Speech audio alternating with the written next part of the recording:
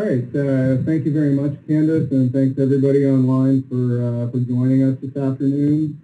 We're really looking forward to the opportunity to share with you some of the work that we're doing on developing various detection methods for some of the toxins that are produced by harmful algal blooms. And we're making an effort here to try to cross over a little bit between both marine and freshwater systems. So Tina and I are going to be doing a little bit of a tag team on this. So I'm going to get the ball rolling with a little bit of a background or refresher on harmful algal blooms. I know many of you are probably familiar with them, but I thought it was worthwhile just to kind of step through some of the particulars here. So blooms, harmful algal blooms, are effectively aggregations or accumulations of either toxic or non-toxic micro or macroalgae that can cause harm due to a variety of different features. Some of these organisms produce various toxins that can be transferred through food webs in either marine and or freshwater systems, ecosystems. In many cases, high biomass levels of the algae accumulate and can attenuate light. And upon decay of the bloom, they can also drive dissolved oxygen levels down to low levels. And in some cases, physical effects of cells can affect organisms, things such as production of various mucus substances, sharp spines, etc.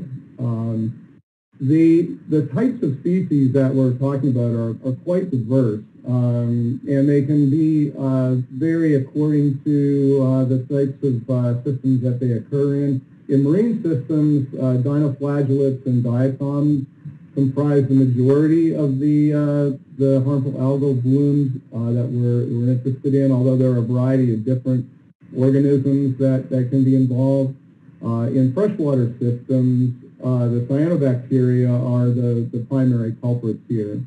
And in the context of the toxins that we're really focused on today, the toxins can actually range from these small water-soluble toxins such as domoic acid and the saxitoxins, all the way up to fairly large molecules such as brevetoxins and ciguatoxins, which are lipophilic, much more lipophilic in nature.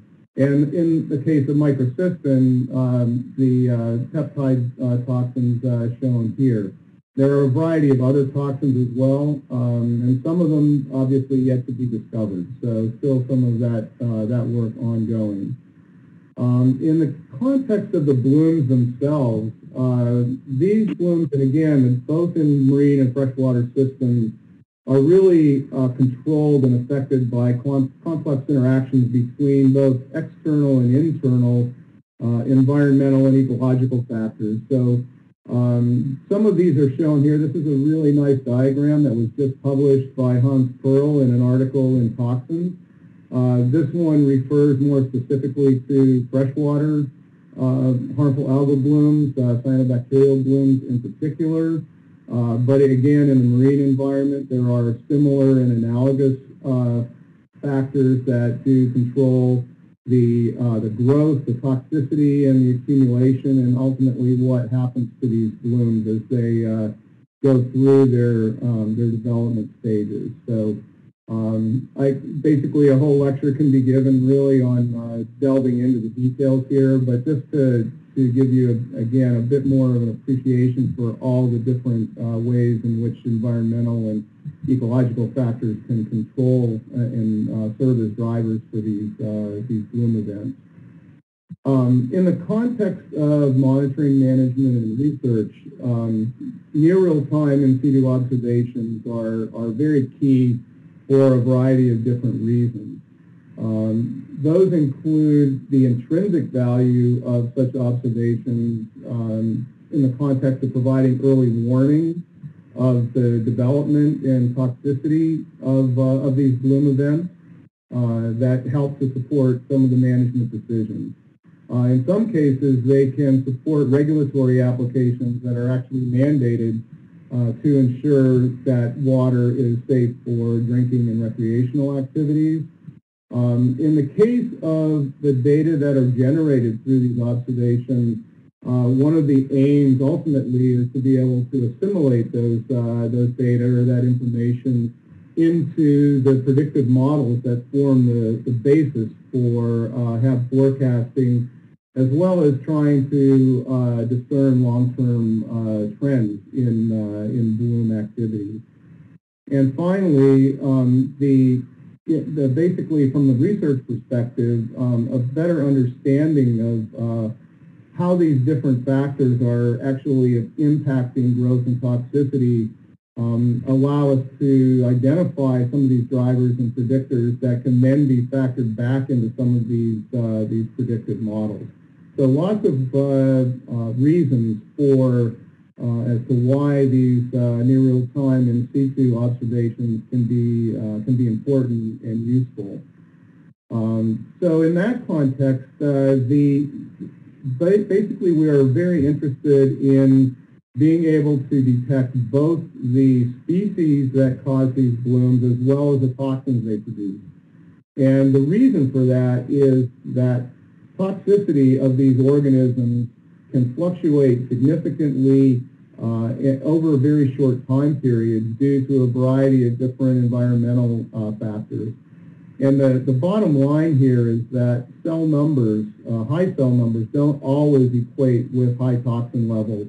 And what we're showing you here are a couple of examples. One on the left-hand side from the marine environment. This is the diatom pseudonychia, which is the producer of Domoic acid. As you can see, in some cases, the cell concentrations and the toxin concentrations tend to mirror each other. But there are other cases where we can have high cell concentrations and very low or no toxin present in the water. And the same case for microcystis and the toxins that they produce, the microcystins. We can have cases where those line up quite well, and other cases where there's a significant disconnect between the cell concentrations or the biomass and the toxin levels.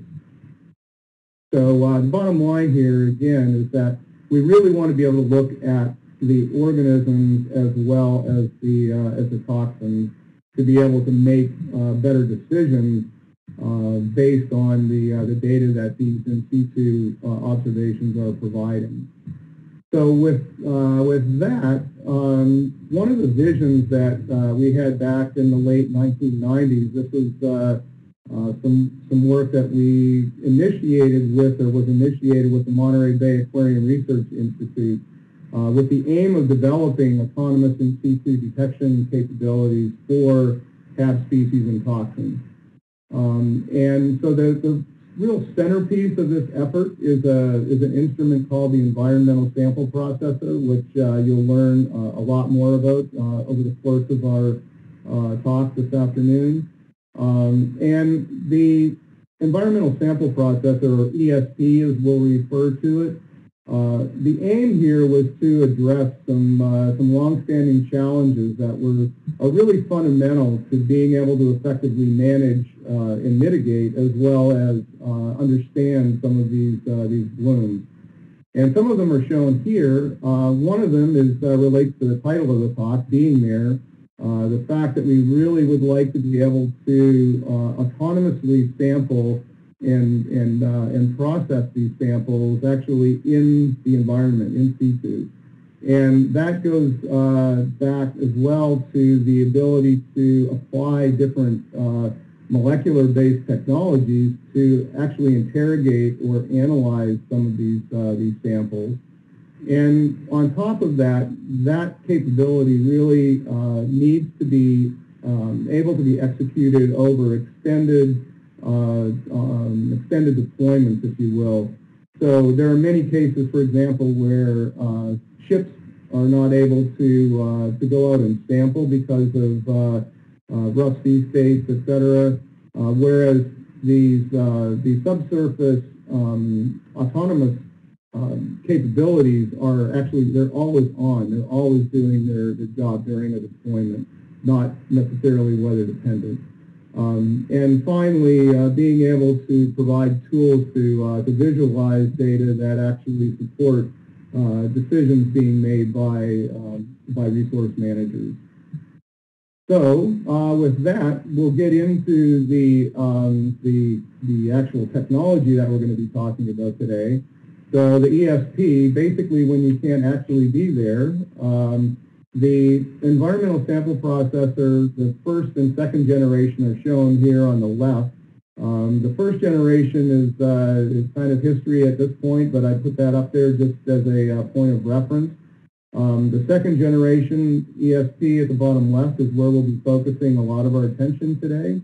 And then moving forward, actually imparting some mobility to these capabilities with a smart short-range autonomous underwater vehicle, and then finally converting the second generation instrument into the third generation instrument on a long-range autonomous underwater vehicle. So that's kind of the flow that we're going to be going through today. So what I'd like to do is just kind of kick off here now with the second generation instrument and give you a little bit of an idea of what the technology actually does during a deployment. So it's actually, in most cases, the ESP is deployed on a fixed location mooring. This picture shows the ESP. It's contained in a pressure housing.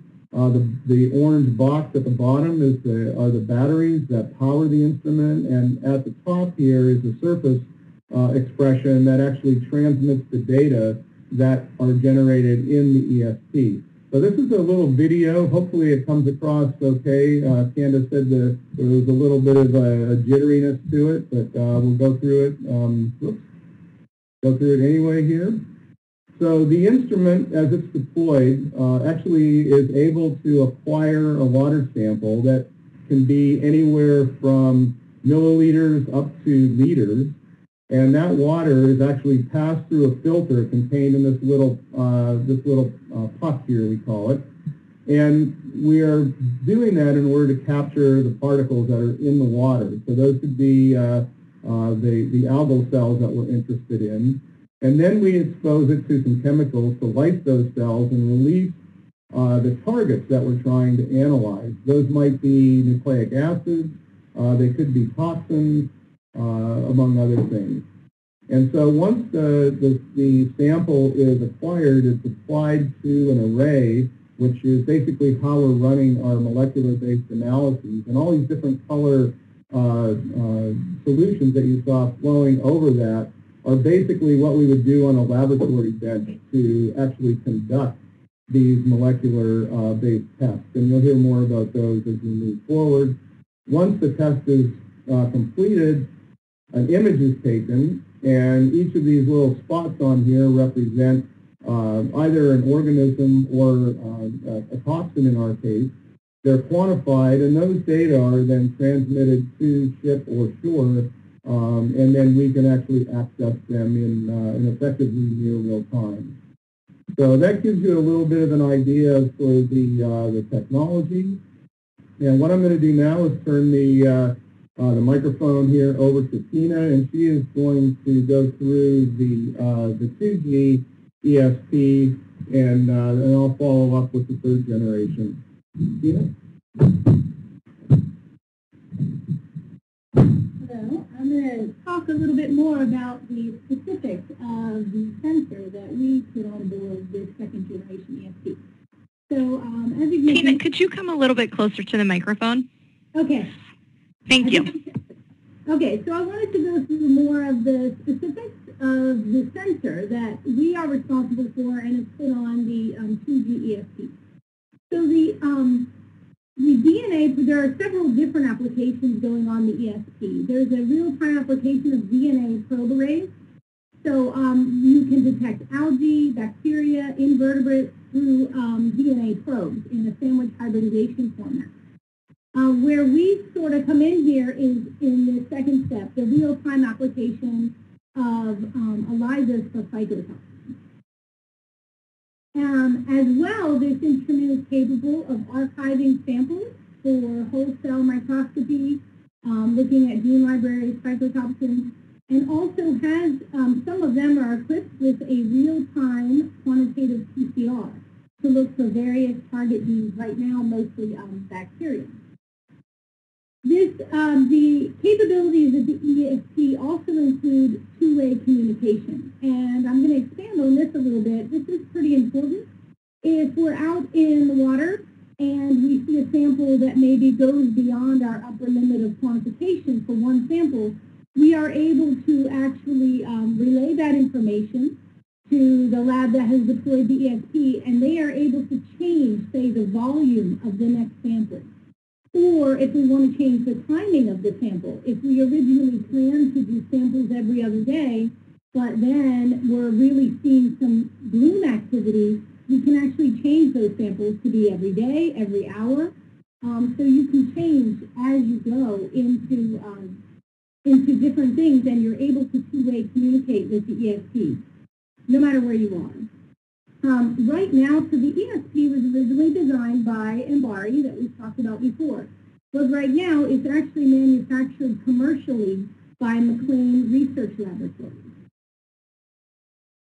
So we have developed array-based ELISAs for several toxins on board these instruments. So basically the instrument is able to do what you put on it. So our sensor is basically a data generating aspect of the ESP to generate data on toxins. It's a competitive ELISA membrane-based format. And what I have here is a picture of our protein spotter right here. And we're spotting these arrays with a toxin conjugate. And we have controls, they're in the white. Those are just to make sure our chemistry is working. And then we have 5 rows and toxin OVA spots, or BSA. This is just a generic one because we've developed several, just to kind of tell you how this goes. We use an antibody, either monoclonal or polyclonal, depending on what aspect we're looking at, what toxin. And it's selected, those antibodies are selected based on their affinity and their cross-reactivity to the various congeners we use. This is a picture of what our array looks like when it's developed. So these 7 spots here are our control spots, and they should always light up. And remember, this is a competitive ELISA. What that means is when there's very low toxin, we'll get a bright signal. And when there's high toxin, we'll get a very low to no signal. If we have very high toxin, it's going to be off of our curve. We'll actually get a black signal, and then we'll tell them to take less sample next time. This is kind of just to go through the competitive ELISA and what that looks at. Again, this shows our spotter, and what we spot are these spots right here. It's a toxin protein conjugate on board the membrane. And during the assay, that is competed with toxin in the sample, shown by the blue triangles, and a known quantity of antibodies. And after that competition occurs, the excess antibody toxin is washed away, and that antibody that was free and not bound to toxin in the sample is then bound to the toxin that is immobilized. We then hit that with a secondary antibody that is designed to that primary antibody, and it has a horseradish peroxidase, and that takes substrate and makes light. This is a chemiluminescent reaction.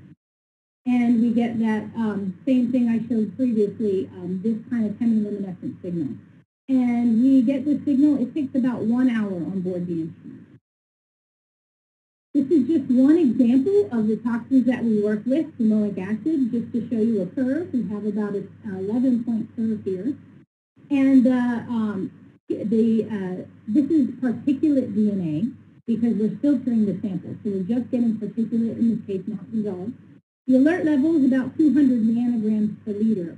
And our lower limit of detection is 2.6, lower limit of quantification about 5. So we are well within the alert level that we're looking for detection and quantification for in water. This is based on a 1 liter sample. If you are able to get a larger sample, you're going to basically make it more, you're going to lower that detection limit, make it more sensitive. And if you have a situation where you have a lot of particulate in the sample, you may have to take a smaller sample, and that's okay. We have plenty of room to work with that alert level. So what I wanted to do here is discuss some ways that we disseminate data, how you would look for the data and other data that's available on the ESP. This is an example of a web portal designed by Monterey Bay Aquarium Research Institute for these. So what we have here is each deployment has its own name. So here's an example from an EcoHab deployment. And then each ESP itself is given a name. So these ESPs are on board multifunctional moorings, and there's a lot of contextual data that goes along with the toxin data. So you can look at light, temperature, depth, chlorophyll, dissolved oxygen, humidity, in addition to the information on species and toxin that we're providing. So this is an example just from a depth reporting from the CTD on ESP groups, one of the names that we have for the ESP. These are ones that have been deployed on the coast of California mainly. And then it also has a situation where you can click on the HAB, here's HAB or DA image to display that image so that you can see what that image looks like. Another thing that we have is a Slack app that can be, you can get from the desktop or the smartphone application. This provides an ability to have 24/7 communication with the team before, during, and after deployment. So sometimes you'll get some information about the deployment didn't happen today. If the deployment's out in California and we're here in South Carolina, this is good information. We weren't able to drop the ESP today. We had some bad winds, that kind of thing. So you can get that sort of communication as well as the data. So you can get real access to the images as they come, and we can know when an image has been taken right from the phone here in South Carolina, no matter where the ESP is. So we have many 2G related applications in the U.S. We've had many deployments off the coast of California and Monterey Bay and Southern California mostly, and many in the Gulf of Maine. These are the first two that we have been working on. This one, the first one with Domoic acid, this one with CSP toxins. We have also had several deployments off the Washington coast. We've had 4 so far, also Domoic acid, and 3 deployments using our microcystis sensor in Lake Erie. This is our newest area of deployment. But we're going to focus right now on the Washington coast. So this just kind of gives you an idea of what's going on with Pseudonychia, which is the causative organism of Domoic acid. The Pseudonychia is presumed to be, or theorized to be, here in the Juan de Fuca Eddy. Okay, so the cells are offshore, and this kind of gives you an idea of the different things that can occur with these cells. In good weather, they can move down the coast, but with some weak storms, they move inland. And so this star right here, the pink star, shows where ESP Friday is located. And so if we're detecting cells here, we can give an early warning to managers along here that have some aquaculture environments right here. So there's some aquaculture going on, and you get this early warning.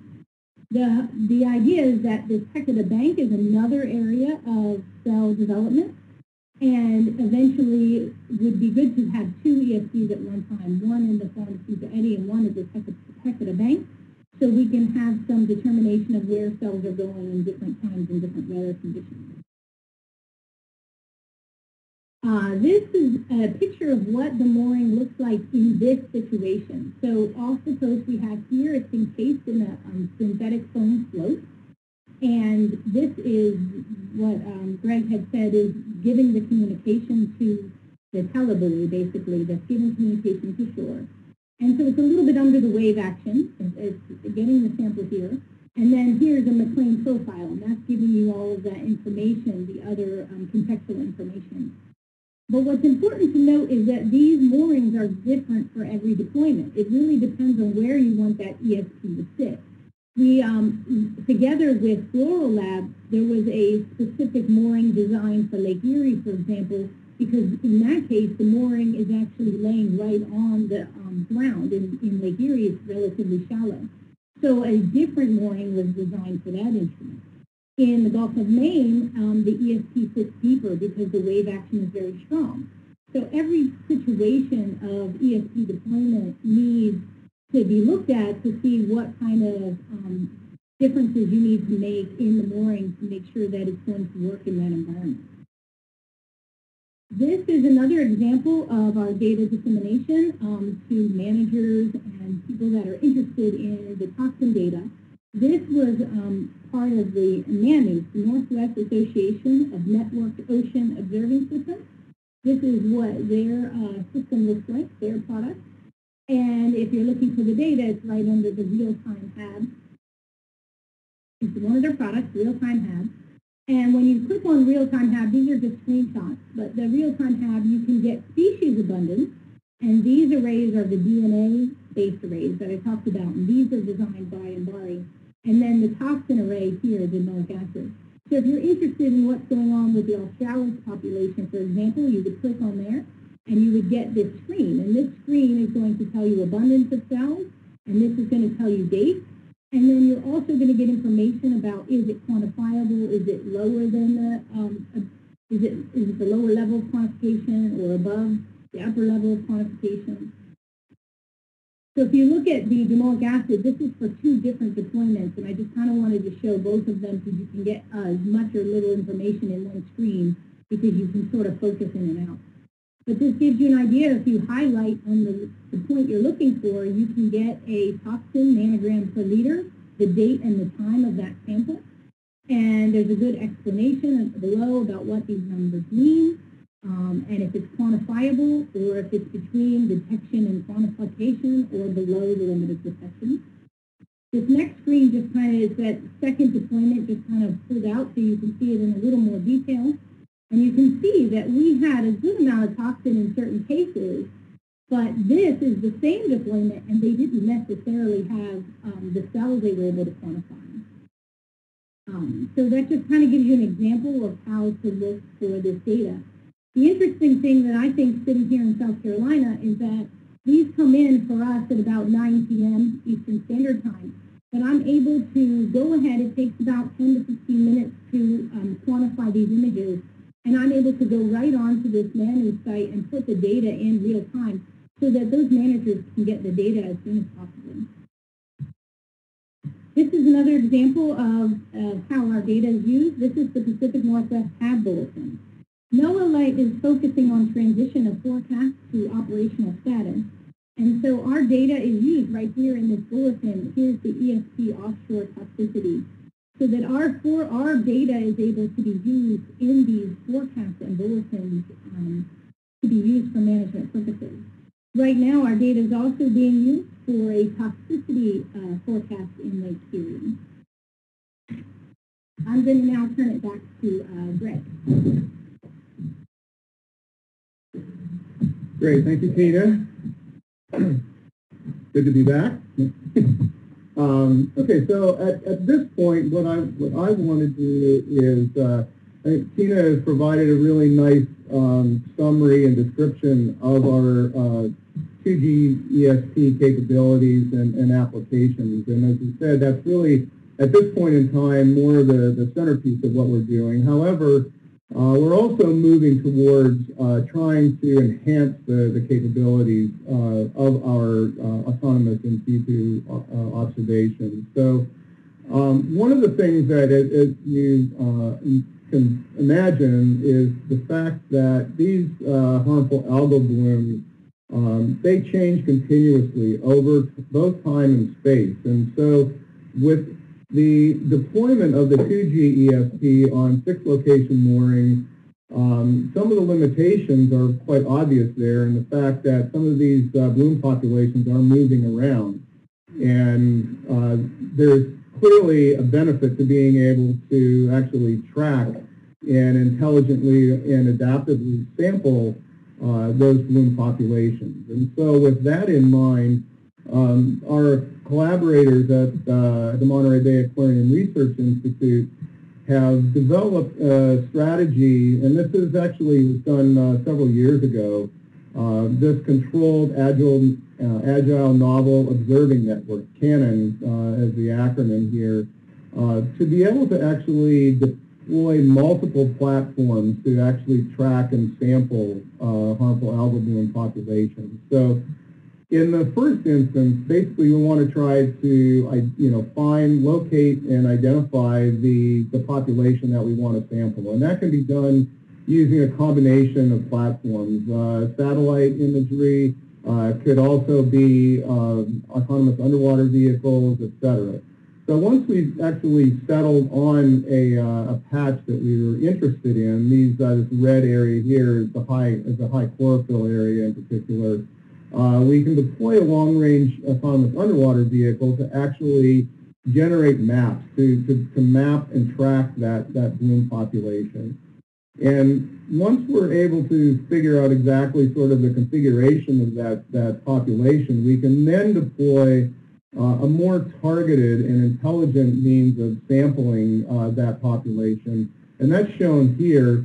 The short-range autonomous underwater vehicle called the Dorado actually has these, they're effectively big 2-liter syringes that can acquire a sample at a very specific location within that bloom.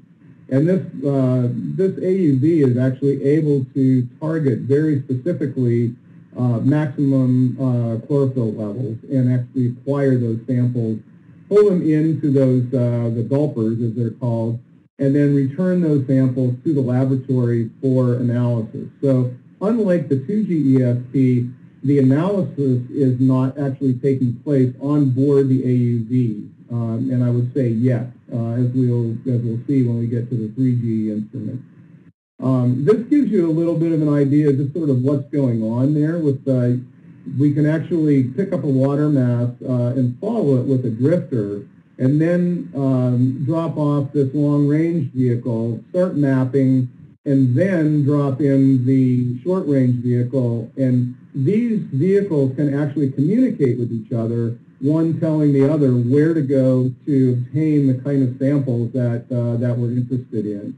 And so that can continue until the end of the mission, and those samples then return to the laboratory for analysis.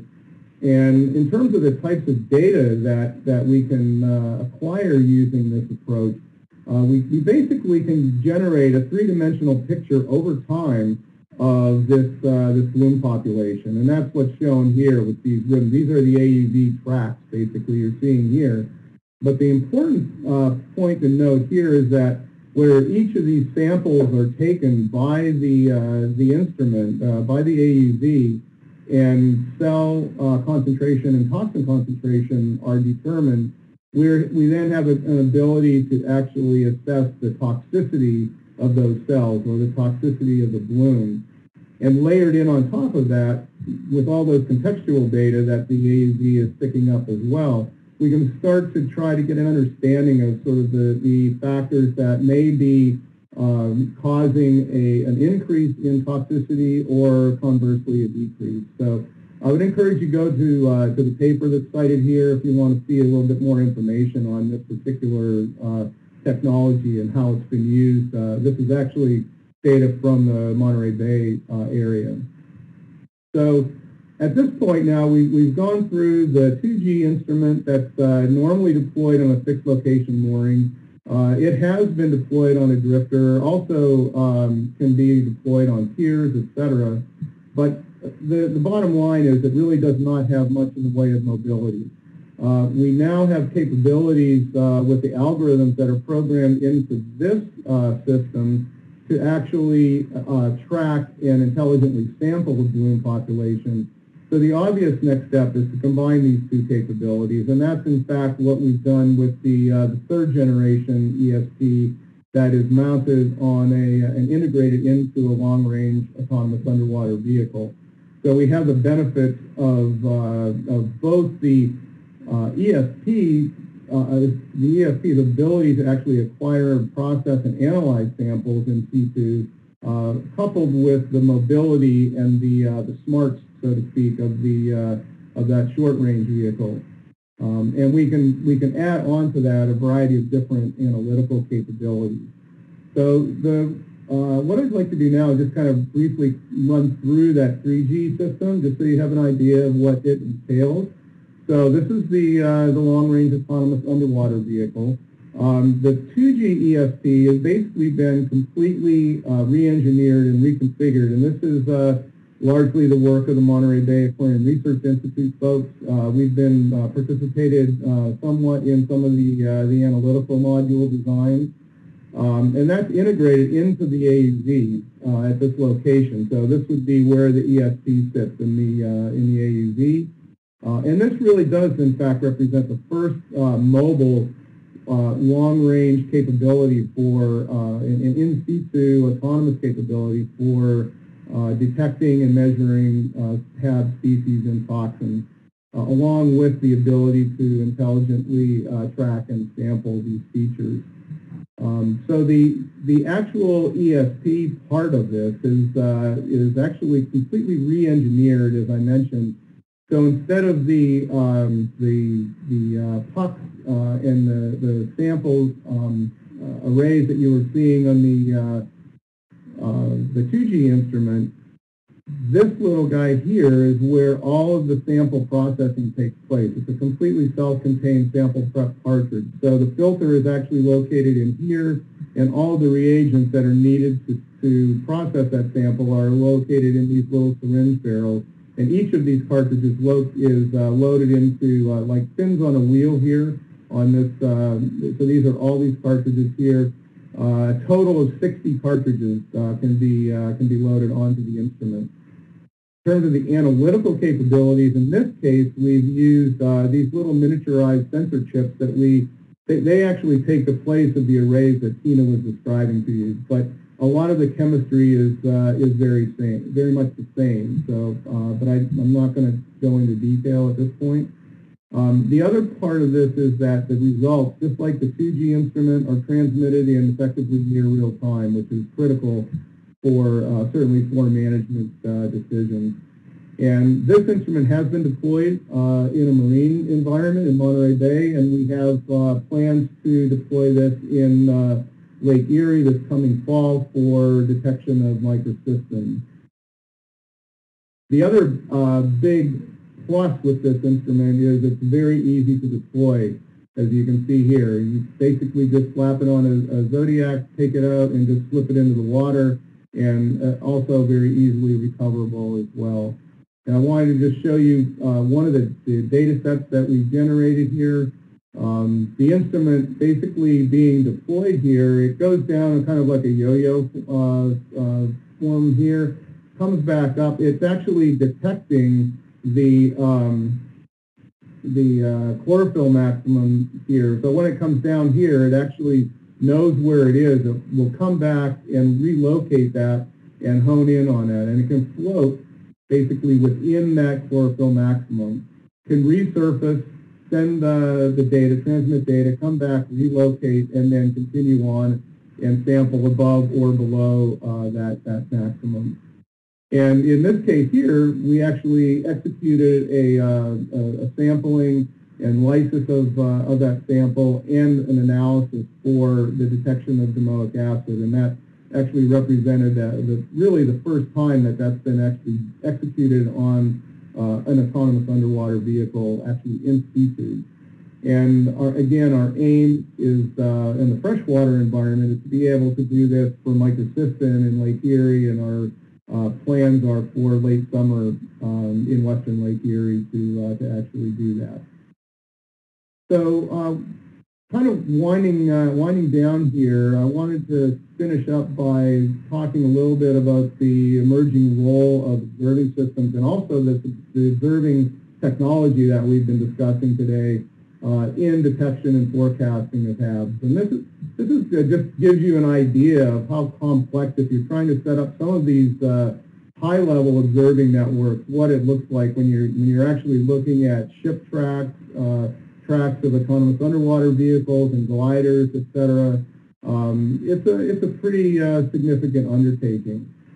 So that's one of the big challenges, depending on how complex you want to get. Planning for all those assets, the deployment and the coordination between those assets is also a big challenge. The other part of this is also being able to handle the data that are generated. There's a tremendous amount of data that come out of all these different assets, and those need to be dealt with appropriately if you're going to make good use out of those. And one of the things that we're really focused on, again, apart from these large-scale networks, even the deployment of some of these, for example, the 3G instrument, being able to, and the 2G instrument for that matter, being able to generate near real-time in-situ data that can be assimilated into predictive models for support of forecasting. And what I wanted to do here was show you an example of what we're actually trying to do in Lake Erie. This is in collaboration with NOAA's Great Lakes Environmental Research Laboratory and their RECON network. This is Real-Time Coastal Observing Network. And they have a variety of stations that they routinely sample and generate a lot of contextual information. So what we're trying to do is take advantage of that and leverage that network infrastructure for locating the platforms that we want to deploy. And in this case, this is actually the 2G ESP on a lander. Tina was mentioning the different types of configurations depending on where we deploy. And in this case, this system actually sits on the bottom in western Lake Erie near the Toledo water intake. And we're actually able to sample at the depth of the instrument as well as at the surface. So we get a little bit of a picture of sort of what's going on throughout the entire water column. And again, what we're able to do by integrating these real-time data that are being generated at these fixed locations with, again, more physical-chemical types of sensors, we can integrate that with the measurements that we're making on the cells and toxins using the ESP technology. And as a result, what we can generate are intrinsically valuable data that just provide early warning of HAB events and specifically increases in toxicity. As well as, again, when you combine in the contextual data, you start to be able to develop an understanding of how the environment's changing relative to the toxicity and the growth of those blooms. And again, that folds back into being able to develop better predictive models. And ultimately, this is for us in NOAA, we are very interested in trying to develop and operationalize these forecasts for harmful algal blooms. And we've done that. NOAA has operational forecasts ongoing in the Gulf of Mexico for blooms caused by the dinoflagellate Carenia brevis. And last year, the Lake Erie harmful algal bloom bulletin shown here went operational. It's been experimental for a number of years. Last year was the first year following the transition to operations. And so these types of data or information provide really, the aim is to provide user-friendly tools and accurate forecasts to the resource managers in order to support timely decision making. And that's really critical for us, being able to provide accurate information again, out ahead of when certain impacts might be expected to occur. And from the ESP standpoint, what we're really excited about with this is being able to generate, again, near real-time data on changes in the toxicity of those blooms. So what you're looking at here are satellite data that are giving you an idea of sort of the biomass of the blooms. But as we saw from that one data set that I showed at the outset, just because we have a lot of biomass doesn't necessarily mean we have a lot of toxin associated with that. And so that's, for water plant managers, et cetera, those types of data are really, really critical and really important to have, especially given the fact that that can change over fairly short time intervals. So to finish up here, just to give you a little bit of an insight as to where our thinking is and planning is at this point, what we're trying to do now, and again, this is really demonstrated by the re-engineering of the 2G technology into the 3G instruments that are now deployable much more easily on the autonomous underwater vehicles. We're continuing to try to actually improve the focus on the smaller, better, faster, cheaper mantra, and continuing to modify some of the sensors that we're deploying on, for example, the AUV. That is R&D work that's currently ongoing in collaboration with Embari and also some industry partners.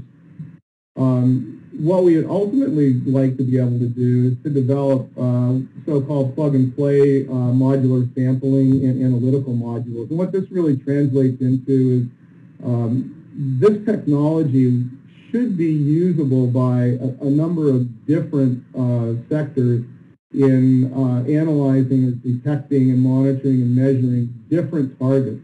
Harmful algal bloom species and toxins are only one example of things in the water that we might want to be able to measure in near real time and do it autonomously.